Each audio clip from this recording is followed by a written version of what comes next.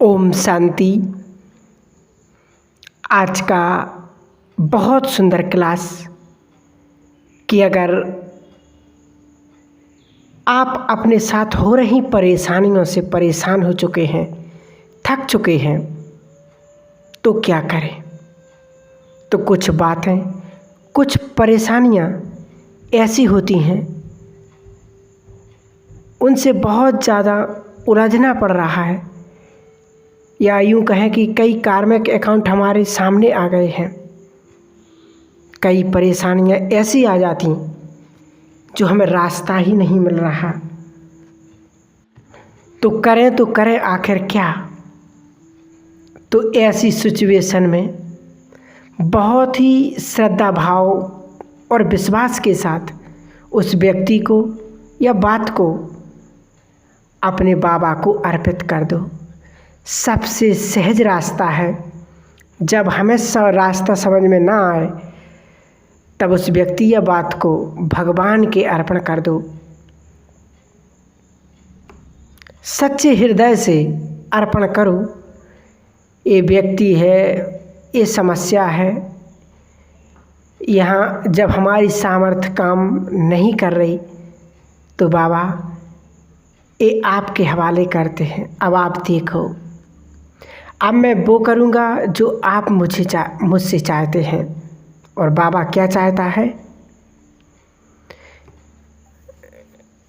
तो बाबा ने कहा कि अजामिल जैसा पापी भी यदि तुम्हें बदलना है तो वो केवल हमारी शुभ भावना और दुआओं में है। तो ऐसा हमें लक्ष्य अपना स्वभाव बनाकर रखना है। ऐसी आत्मा के प्रति अपने दिल में रहम दया ये बना कर के रखना है। बाकी बाबा पर छोड़ दो, फिर देखिए क्या होता है। थोड़ा सा धीरज रखना पड़ेगा। तो पहला काम दुआ देने का। दुआ दिल से तब निकलेगी जब मन में एक ही भाव पनपेगा, दूसरे भाव सब खत्म हो जाएंगे। वो है शुभ भाव।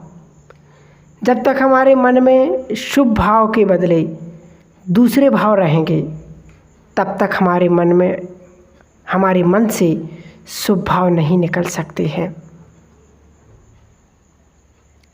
अगर एक के प्रति भी मेरे मन में अशुभ भाव, ईर्ष्या का भाव, क्रोध का भाव, बदले का भाव है तो ये दीवार बन जाएंगे मेरी उस परिस्थिति के सामने। और दुआएं और पुण्य को अगर फलीभूत करना चाहते हैं कि इधर दूं और उधर लग जाए तो उसके लिए कंडीशन ये है कि सारे भाव खत्म। मेरे मन में प्रेम भाव, रहम भाव, दया भाव, क्षमा भाव, शुभ भाव, यही भाव होंगे। फिर आप देखिए, चलते फिरते भी अगर आपको किसी से बोल देंगे, ब्लेसिंग दे देंगे, तो वो आपसे यही कहेंगे कि आपने बताओ चलते चलते दुआएं दे दी तो वो फलीभूत हो गई हैं। क्योंकि हमारे मन में सिर्फ शुभ भावना है और कोई भाव नहीं। तो उससे जो निकले हुए शुभ भाव, जो एनर्जी है, वो अपना काम करेगी। तो क्षमा और दुआ से पहले क्षमा किसी से मांग लीजिए और किसी को दे दीजिए।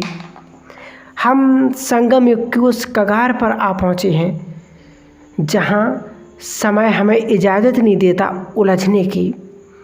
समय हमसे कह रहा है कि तुम रास्ता बनाओ, आगे निकलो। अगर हम उलझ गए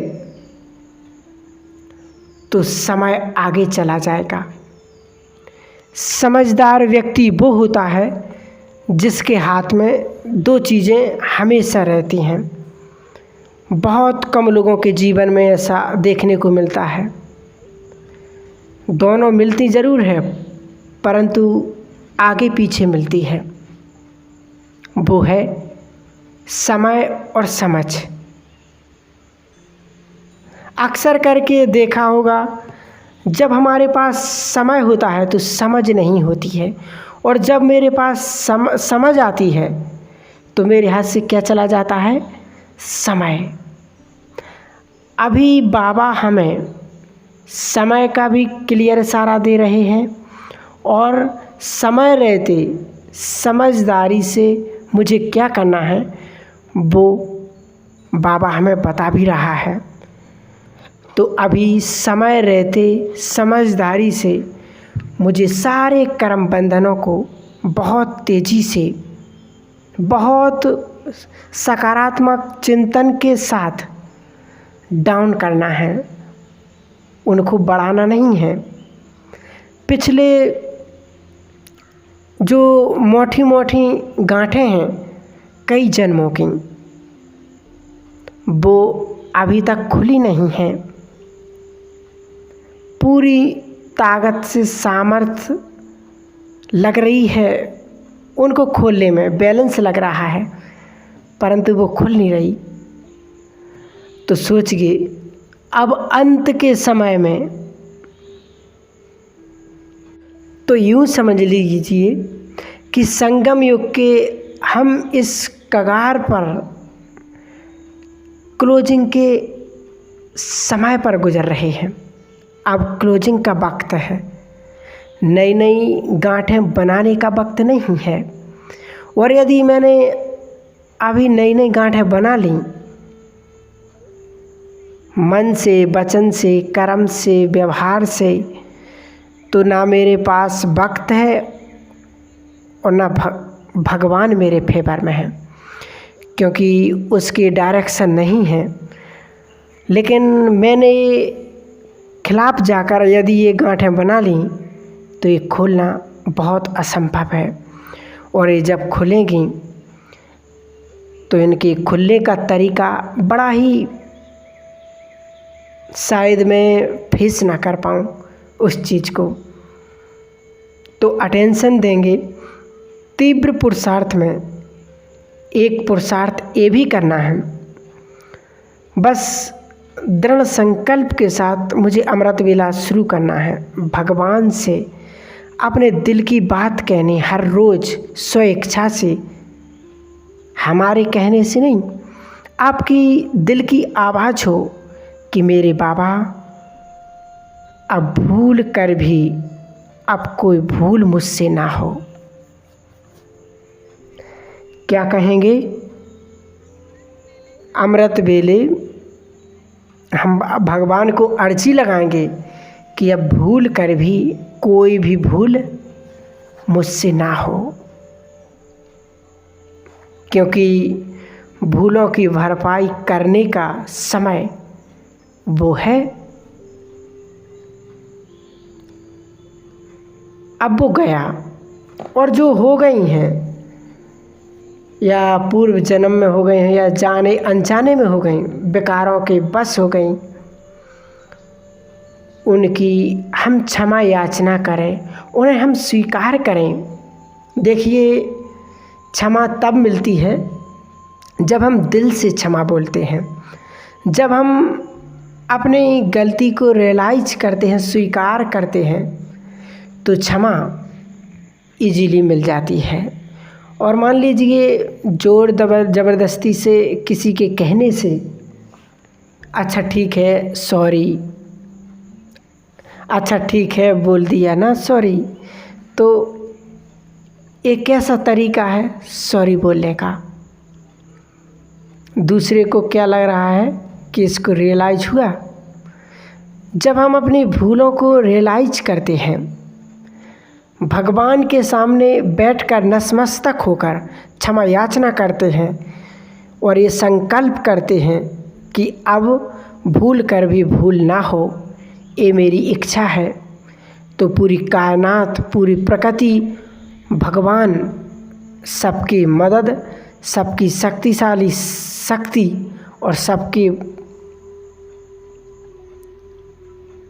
और मुझे सद्मार्ग पर चलने की ताकत मिलती है। मेरे जब हाथ रुक जाते हैं, पांव रुक जाते हैं कुछ गलत रास्ते पर, कुछ ऐसा वैसा करने से, लेकिन ये मेरी दिल की क्षमा होनी चाहिए, और फिर हम देखेंगे कि भगवान का कितना एक्स्ट्रा सपोर्ट मिलता है हमको, कितना उसका एक्स्ट्रा साथ मिलता है और प्रकृति भी हमारे फेवर में आ जाती है, परंतु दिल से। तो आप अपने योग में 3 महीने तक लगभग एक चीज़ शामिल करेंगे 3 मिनट के लिए, अपनी भूलों को स्वीकार करते हुए, जिनसे मैंने कड़े एक कार्मिक अकाउंट है उनसे हम क्षमा मांग लेंगे। किन्हीं को क्षमा मांग करते हुए और किसी को क्षमा मांगते हुए हम दुआएं मांगेंगे और चित्त को शांत करेंगे, पूरी तरह से अपने मन को शांत करेंगे। तो ये है पुरुषार्थ। जैसे ही हम अपने दिल से दुआएं निकलेंगी और लेने की दुआएं जो हम बहाने ढूंढेंगे, जैसे ही हमें हाई एनर्जी मिलेगी, एक सुंदर वाइब्रेशन मिलेंगे, तो वो हमारे चित्त को शांत करके वहाँ लगा देगा जहाँ हम लगाना चाहते हैं। वरना ये जो भटकाव की स्थिति है, तो शरीर से भले मैं घंटों बैठी रहूं, परंतु मन तो मेरा उड़ता रहेगा। मन मेरा मनमनाभाव नहीं होगा, वहाँ नहीं लगेगा जहाँ लगना चाहिए था। और वहाँ से जब मुझे लगेगा ही नहीं, शक्ति मिलेगी ही नहीं, तो मन मेरा पावरफुल नहीं बन पाएगा, आत्मा मेरी पावरफुल नहीं बन पाएगी। तो बाबा ने बहुत सहज सिंपल तरीके से बताया कि योग नहीं लगता, कोई बात नहीं, क्या करो, दुआएं दो और दुआएं लो, दुआएं दो और दुआएं लो। इनकी बड़ी सख्त आवश्यकता पड़ती है जब हमारे जीवन में कभी भी कोई ऐसी सिचुएशन आ जाती है कि लगता है कि हमारे साथ हमारे सारे द्वार बंद हो गए हैं, कुछ रास्ता नज़र नहीं आ रहा है। कभी ऐसा विपत्ति आ जाती है जब हम संकट में फंस जाते हैं, तो तब हमारे द्वारा किए गए पुण्य, हमारे द्वारा कमाई गई दुआएं हमें बहुत मदद करती हैं, बहुत बड़ा रास्ता दिखाती हैं, या यूँ कहें कि तब हमारे सुरक्षा कवच बनते हैं। तो एक तो हमें दुआओं पर विशेष ध्यान देना है।